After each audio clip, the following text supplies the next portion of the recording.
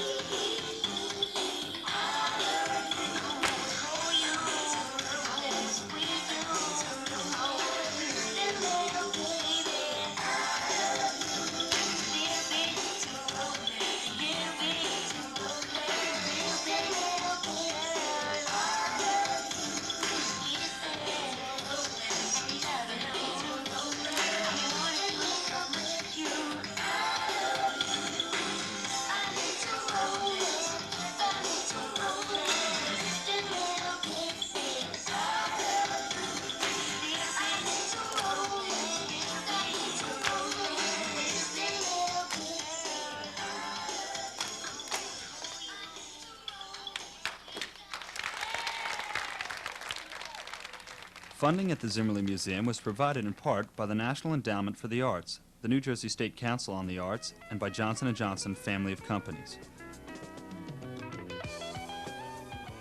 Hi, I'm Amy Fisher, and today I'm in the library with Ken Koppel, our art supervisor, who's going to tell us about our Youth Art Month exhibit. Hi, Ken. Hi, Amy. Tell us what's happening here. Well, we're having our annual Youth Art Month exhibition, and we're having work from all the elementary schools and Hammarskjöld School. And it's I think it's the biggest show that we have in the community of art. There is a lot to see here. How long will this be up?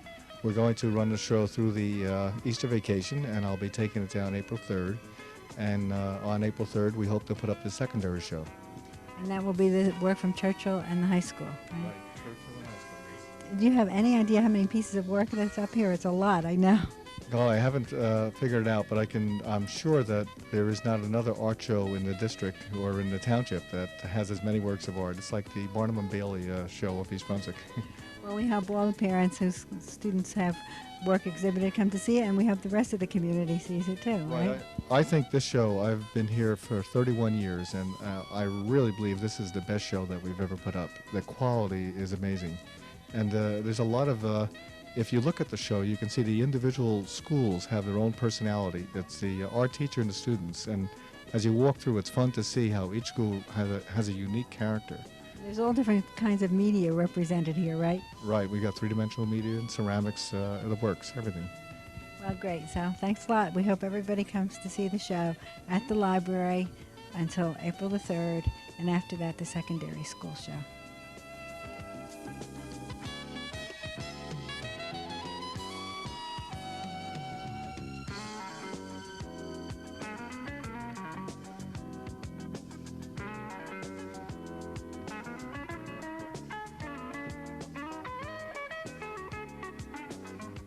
Township officials, past and present Board of Education members, teachers, family, and friends all gathered at the East Brunswick Chateau last Thursday for the farewell retirement dinner for Superintendent of Schools, Dr. Joseph Sweeney.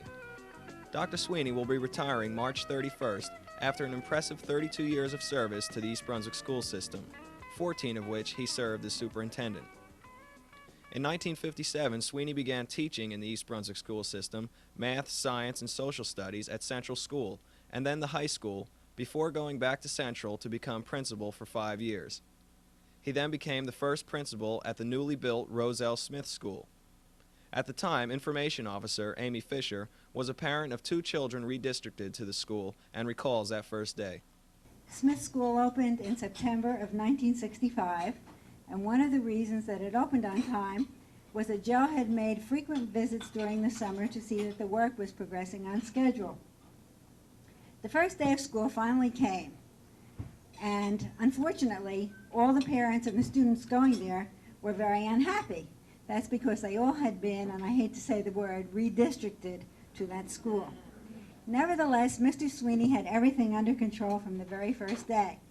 About 15 minutes after school opened, all the students were in their classrooms, except for one little boy whom Joe had by the hand and was leading him to his room. I know that for a fact because I walked into the school at that exact moment, expecting to find utter chaos, but it was all calm and serene. That was the first time I saw Mr. Sweeney, but it wasn't the last. Dr. J, as many called him, was also the first to introduce the idea of the outdoor education trip to Stokes. I must say that took a long time doing, though, really, that I had that idea and wanted to do it. And I tried it with different staffs that we had, but it was not, frankly, until we got a somewhat younger staff that seemed to be more adventurous. And Mr. Gallagher, who was a teacher there, who's now a superintendent in Little Silver down by the shore, he was the person that was able to translate what I wanted to do to the faculty and got him to do it. And shortly after he arrived, we made our first trips up there. Well, needless to say, it was a successful program because of him and some very, very solid teachers. And we thought after a couple of years we'd follow up on that, and we'd like to take some of what we now call disaffected youth on a backpacking trip. And part of that trip was for Andre Apostle, Irv Cohen, and myself to go ourselves to see if, in fact, we could do it, and then we would take the youngsters. It poured rain. the entire time up to where we were going to be left off at High Point. All of our equipment was in the back. There was nothing to fear because it was all packed away in the trunk. We realized that Dr. J's trunk had a hole in it. As we got out on the trail, our equipment was soaking wet. Irv started to shiver. We realized he was coming down with hypothermia. We ended up breaking down a cabin door on the trail and praying for him and his car and making other statements that we could never share with him. The next day, we made it to the School of Conservation after we had gotten a fire and dried out. After they were finished laughing, they agreed to call Smith School, and Dr. Sweeney came up to get us and told us all the way home how he had been worried about us, but not to think of it as a failure because something good could come out of it. We didn't quite believe him then, but as time went on, what we did realize was you were encouraged to fail because something did come out of it. We did take that trip and many other trips. There are a lot of good memories I have of Dr. Sweeney, but my fondest is when I was his administrative assistant and was in the neighboring office with him with a sliding door between my office and his. And very frequently, no matter how hard or how busy any of us were and down of the day, he would switch that little door open and jump in and sing and whistle and say, "Come on, Missy, get up." And I just remember him as being and we'll always remember him as being a very cheerful, up, and just lovable guy. We were dealing with about 200 parents for gifted and talented, and we didn't have a gifted and talented program at the time. And so these parents came in very upset, and I was to speak to them. And I was sitting next to Joe, and he said to me, "Now be careful because they're ready to kill." And I said, "Fine." And then 2 seconds before I got up, he told me something funny, and I got up laughing. And then they really were ready to kill. If I had to speak of Joe for what I feel his caring more than anything else. He cared, his warmth, and he has an incredible sense of humor. He made every PTA meeting, which could be very boring, a heck of a lot of fun. And I miss them, and everyone's going to miss him a lot. He's just been a wonderful friend, a wonderful superintendent of school. Always there. We love him. In 1974, Sweeney left his position as principal of Smith School to become the acting superintendent. And later that year, the board appointed him official superintendent for East Brunswick schools. He says he's most proud of equalizing the money per student that goes to each school, standardizing the curriculum, communicating with the public, being a local TV star on Cable Channel 8. He's received the Governor's and Kennedy Center Awards for his support of the arts, and most recently accepted an invitation to become a member of the prestigious Horace Mann League, a national association of educational leaders whose chief objective is to strengthen public schools. Also at the dinner, School Board President Dr. David Seiden read a resolution naming the high school auditorium the Joseph J. Sweeney Auditorium. I haven't gotten used to being retired, and I've been thinking that when I would, something would come over me, or I would know that I was retired, and I've been waiting for that. And they have a saying in philosophy that something will come over you, and I've been waiting and nothing happened. So maybe in a month or so, something will happen, and I'll know I'm retired. But I have no intention of really being inactive or really retired in the same sense. This is just an interlude to go on to something else. I would like to thank Dr. Seiden for the citation resolution, also for naming the auditorium after me. But I must remind Don Ewings that now that it's dedicated to me and will bear my name, you better keep it pretty ship-shape because I'll go up there and check on it from time to time. And those of us who have worked for the district for a long period of time are proud of it, as has been said over and over again. And I am too. And I think that if your life is worth anything, it's what you make as a contribution to other people. And this party really, what I appreciate most about it is that the people that are here, that you came here and made the effort to do it.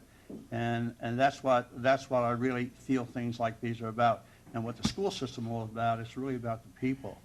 I think that we've had a lot of speeches, and I probably talked them up, and I would say to you that what I have done over the years, I think has benefited me more than it's benefited the people that I work with, particularly the students. And thank you very much. I'll be around. I'm not going to retire. It's not a retirement party in the sense that I'm going to fade off into the blue. I'll be about, and if anything I can do to help you in the future, I'd be very happy to do that. So thank you very much for being here.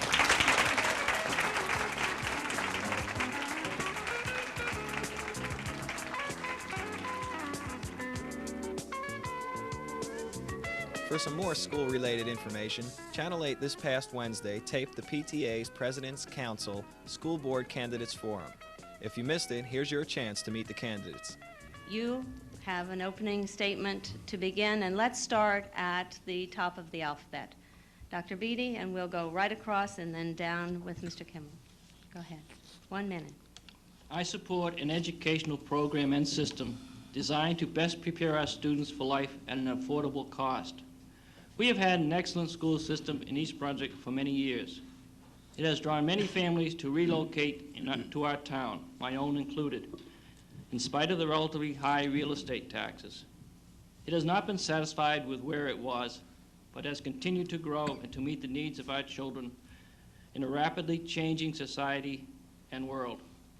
The credit for these accomplishments go to the teaching staff, the students, the administrators, the Board of Education, and to the citizens of this town who have paid the bills, either directly via property taxes or indirectly via their rents. We should be proud of our schools, for they have enabled our students to excel in science and math, political science, the I.P.L.E program, the Model UN, mock trials, and the U.S. Constitution competitions. We have state champs for the 2nd year in a row. Art, music, literature and composition, humanities, child development, and athletics. We are a magnet district for special education students. In addition to these programs, the others benefits provided by the other departments are very essential. During my 4 years on the board, I have taken a special interest in the curriculum, serving on the T&E Curriculum Committee for those 4 years and chairing it for 2 of them. It is the goal of the district to continuously seek to improve the quality of our instruction and not be content with where we are. I am one of the board members who are in the forefront in seeking to expand our student assistance program. Dr. Beatty, I'm sorry your time is up. Okay? Mr. Brunengraber. Good evening. For the first time in memory, our children face the potential of a lower standard of living than we enjoy. They will no longer be competing just against other students in other counties or other states, but will instead be interconnected to a vast global economy. It is our duty to see that the children of East Brunswick not only survive, but thrive in this environment. And this means all of the students.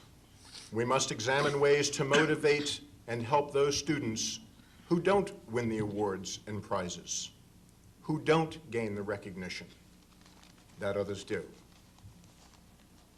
Do we really need to add certain positions while at the same time reduce the number of elementary school teachers even as elementary student population increases? We are blessed with a fine community and many educational resources. Thank you, Dr. Brunengraber, or Mr. Brunengraber. Yes, Mr. Fine. Thank you. This is the first year in the history of East Brunswick that we're hitting a $50 million budget for the running of the East Brunswick school system. I believe it is now time for a change, that the electorate of East Brunswick should pick 3 new members for the school board for the next 3 years.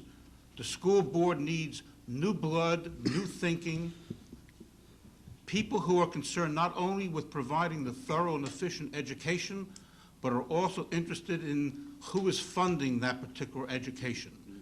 Inasmuch as we still have real estate as the prime basis, other than the state aid, the main consideration, other than the thorough and efficient education, should be the people who are funding it.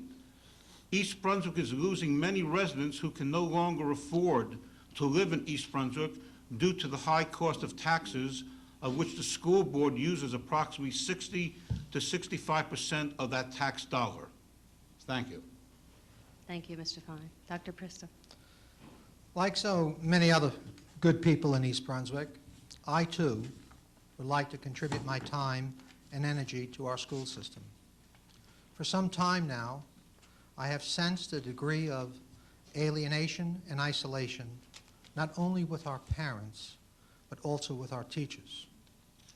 I'd like to help to end this feeling of a lack of a sense of community in East Brunswick. It's time for this district to move ahead. It's time for new faces, new ideas, and new leadership. I guess the concept of change is probably the key issue in this election, and I suspect that many people can feel that change is in the air. We need new faces, new ideas, and new policy leadership. Yes, I'm a new face, and yes, I believe strongly, despite these cold feelings of alienation and isolation, that our schools must push ahead, while at the same time help our parents and kids to feel good about themselves and their schools. I think I can help toward this end. Mr. Kimmel. In my 24 years as a resident and taxpayer, I have seen East Brunswick grow, but grow in a way that is out of control. A growth which has influenced our educational system. Richard Kimmel is for less dollars to be raised by taxation. The populace of East Brunswick is being asked to support a school budget that is over $50 million. A budget that the administration and this school board, of which the three incumbents are a part of, is trying to justify. Last year's overwhelming defeat of the budget mandated an unheeded message to the three incumbents seeking re-election. School board members are elected not only to do what is in the best interests of the students, but in the district, but what is in the best interests of the taxpayers as well. Richard Kimmel is for a more comprehensive drug and alcohol student health program for the children in our school system. Even with the efforts being made, we are still in need of a more widespread program. Thank you, Mr. Kimmel. Mr. Rosen.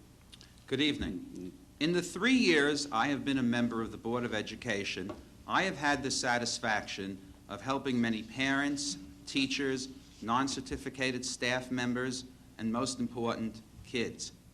I believe the district is better for my participation, and I hope you'll endorse my candidacy for another 3-year term as a board member. My wife Joy and I have lived in East Brunswick over 15 years.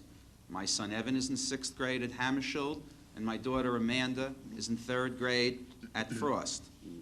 I strongly believe in public education, and I want our schools to continue to provide our kids with the best possible education we can afford to pay for. I'm proud of our schools and of our kids, and I also know we can do better. I would like the opportunity of assisting our new superintendent and the entire staff in achieving that great goal. Thank you. Thank you, Mr. Rosen. Dr. Seiden. Thank you. Good evening. My wife and I have lived in East Brunswick for the past 18 years. For the last 12 of those years, I've served on the Board of Education, and I'm very proud of that service to this community. My fellow board members have elected me to be president of the board 5 times, and I'm very proud of that. I'm also very proud of the current Board of Education, all 9 members. This past year, we have had to deal with many difficult issues, many very important issues, and the most important of those, we arrived at conclusions unanimously. To have 9 people of diverse backgrounds and interests be able to do that in the interests of our school system, I think is truly remarkable and a credit to the board. I'm especially proud of this school system. We have an extraordinary school system, and much of the next 2 hours, I hope, we will be able to talk about some of those assets. I hope to be able to continue serving our district. I believe passionately in the value of the educational system in East Brunswick, and I hope to be able to aid the new administration in the provision of an excellent public education. Thank you, Dr. Seiden. Mr. Watt. I've been a resident of East Brunswick for 12 years. I have 4 children.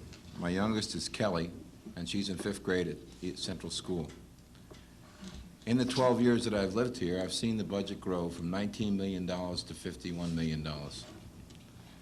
I'm very interested in the quality of education and continuing the way it's been. However, I think the cost of education has grown dramatically, perhaps too much for our citizens right now. I'd like to get back to the basics. I'd like to get back to interviewing people on the job that can fill out an application to work. I'd like to see that students get back to the basics, reading and writing and arithmetic. I approve of programs that are good for special students. I'm all for it. But I think we have many students in East Brunswick at this time who are not perhaps getting the same type of attention as the others are getting. I hope tonight that you get to know me. I want to know you a lot better, and I hope that I'll see a lot of you in the future. Thank you, Mr. Ward.